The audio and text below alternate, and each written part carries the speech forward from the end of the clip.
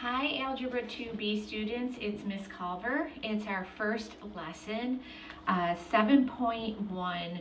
We are doing A today and our next lesson will be B. We're doing exponential functions, growth and decay.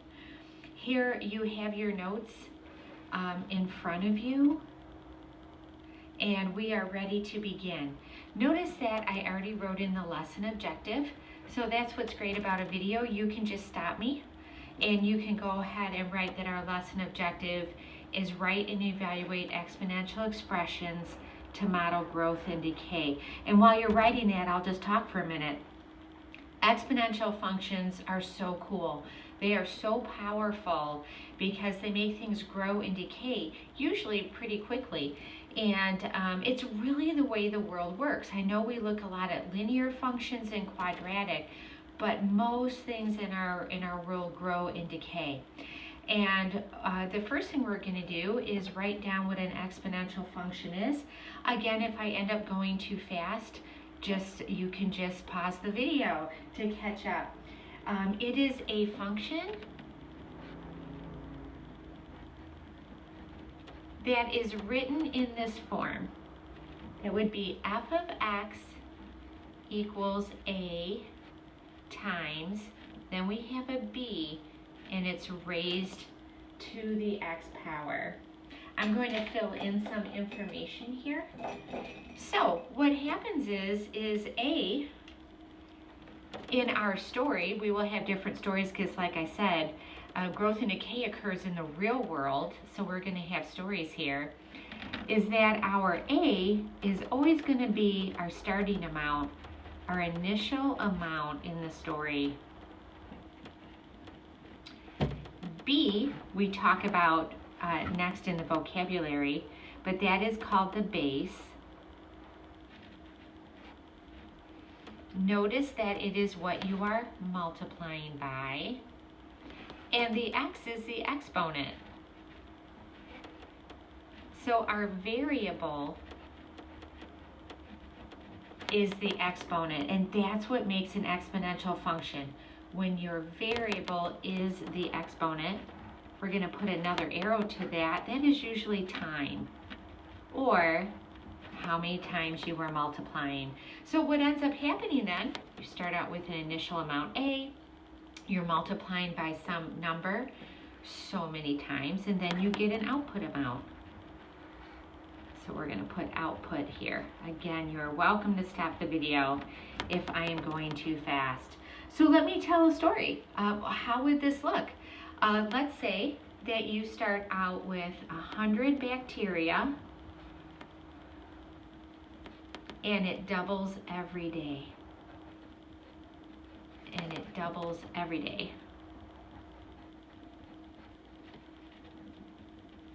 So what that would mean is our initial amount is 100 bacteria. Our base is 2 because we're going to be doubling each day for a certain period of time. So I'm not writing anything, I'm just talking right now. Let's say you have 100 bacteria and it doubles every day. Tomorrow you have 200 bacteria, you multiplied by 2. How many bacteria would you have on the next day after that? That would be 200 times 2, or 400, right? And so that's telling you that you're multiplying by 2 and how many days have gone by. What about on the third day? Then that would mean that you first had 100, then 200, then 400, and then on the third day, you would have 800 bacteria. So that is how exponential growth works. Now the base, let's go to number 2. The base is called b. So when you have f of x equals a times b to the x, here is the base. And it is what you multiply by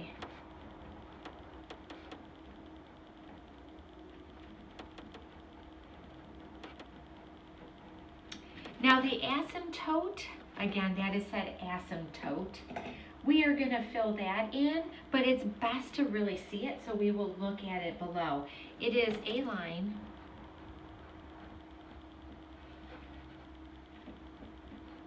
that a graph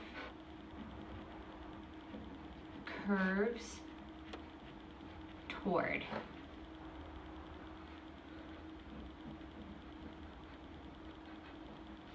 When x is very large or small.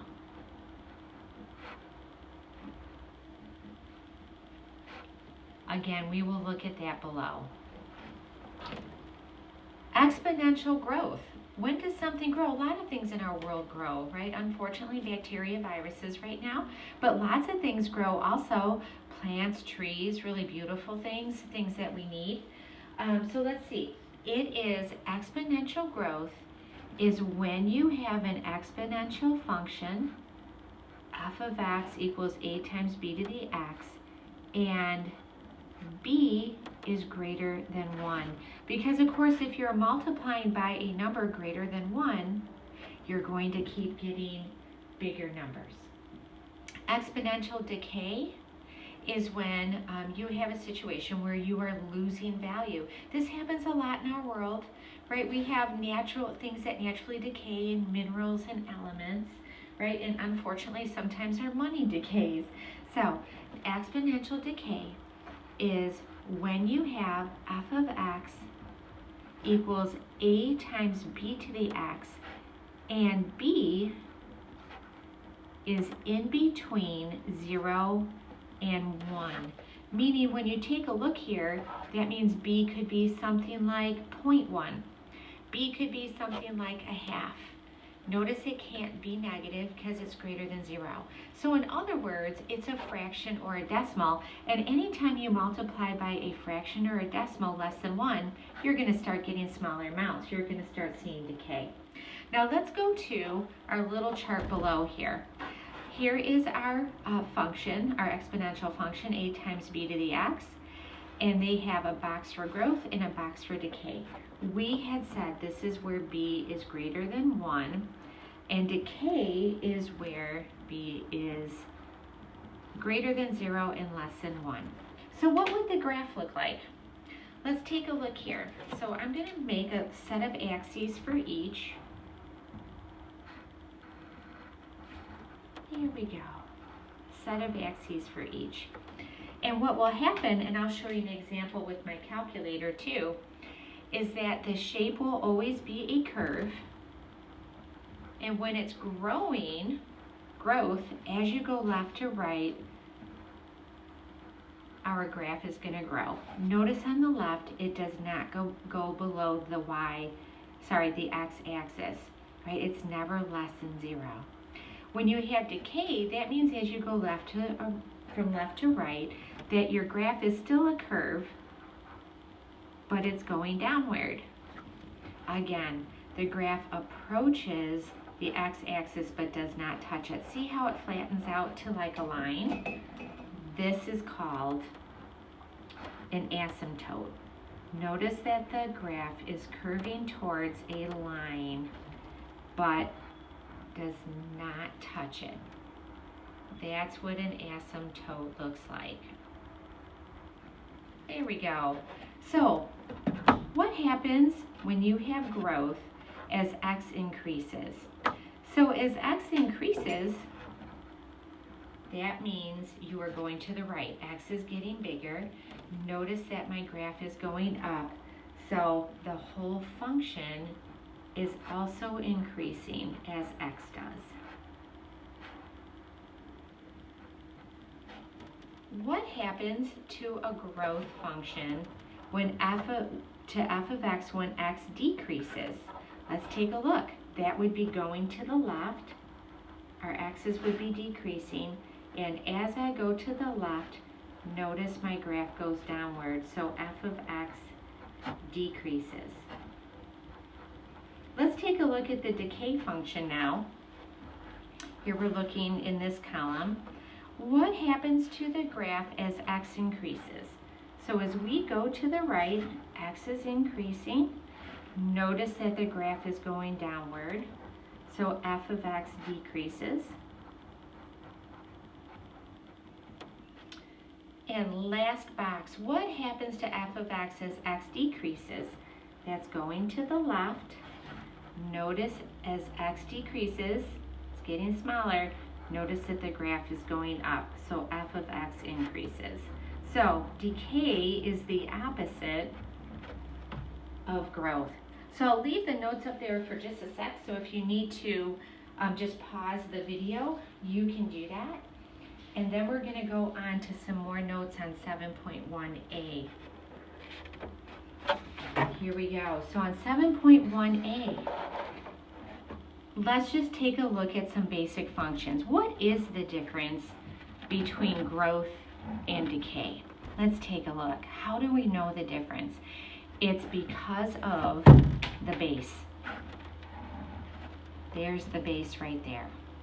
Okay, so here's our exponential function, right? We wrote that a few times. Your A is a constant. That's your initial amount. Your B is the base. That is what you are multiplying by.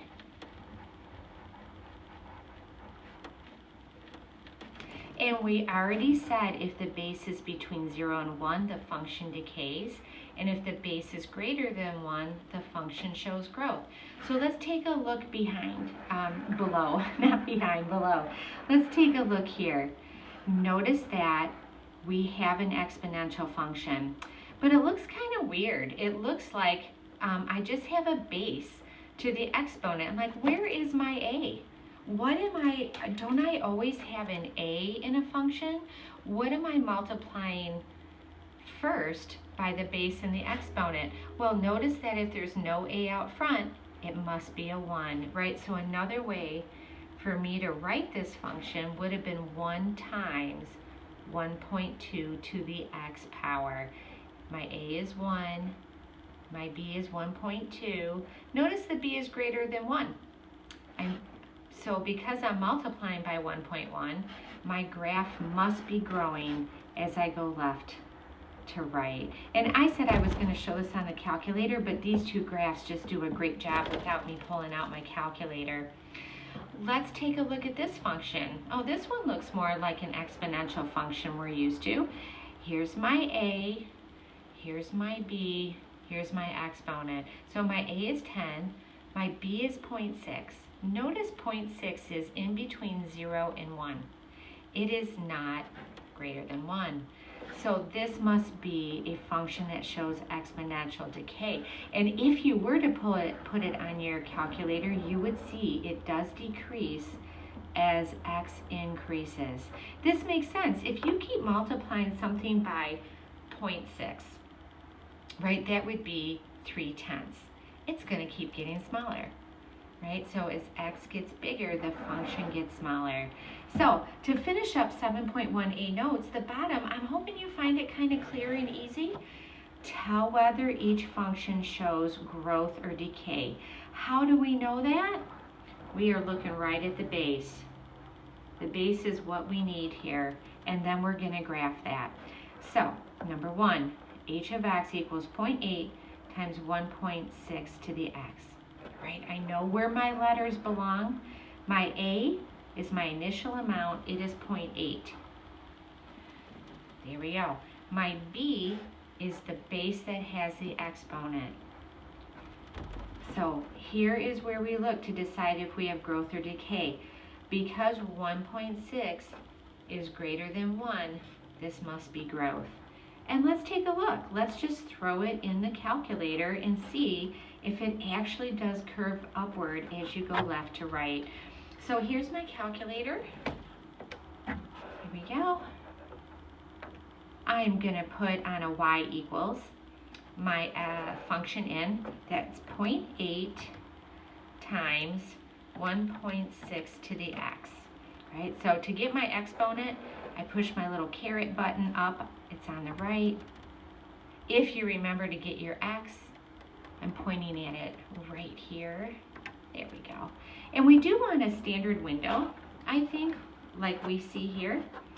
So if you remember, that's the middle button, zoom, and standard is number 6. We're just going to give a quick sketch. There we go. Yes, it is in fact growth. As we go left to right, as x gets bigger, our function is growing. Let's just give a quick sketch there. There we go. Let's look at 2. P of x equals 12 times 0.7 to the x. Notice again, we know where these letters go. Our A is 12, initial amount. Our base is 0.7. That's what we're multiplying by. Because our base is in between 0 and 1, this must be decay. And let's check it on the calculator and see if it looks like a decay exponential function. As we go left to right, we should see our graph go down. Let's put that in the calculator again. There we go. Let's clear out our y equals. And that was 12. Was it 12? It was. Times 0.7 raised to the x. There we go. Remember, the caret on the right pushes up the variable for the exponent, and your x is here. And let's do a zoom 6 again. Zoom, middle button, number 6. It's taking a second. Sure enough, our graph is decaying. There you go. I just want to point out on the graph too, on the right, the graph is flattening out towards a line. Once again, they didn't ask us for it, but that would be called an asymptote. That's where the graph flattens out towards a line. So I hope you enjoyed our first notes. On section 7.1, this is A, and next we will do B. Thanks so much for hanging out with me.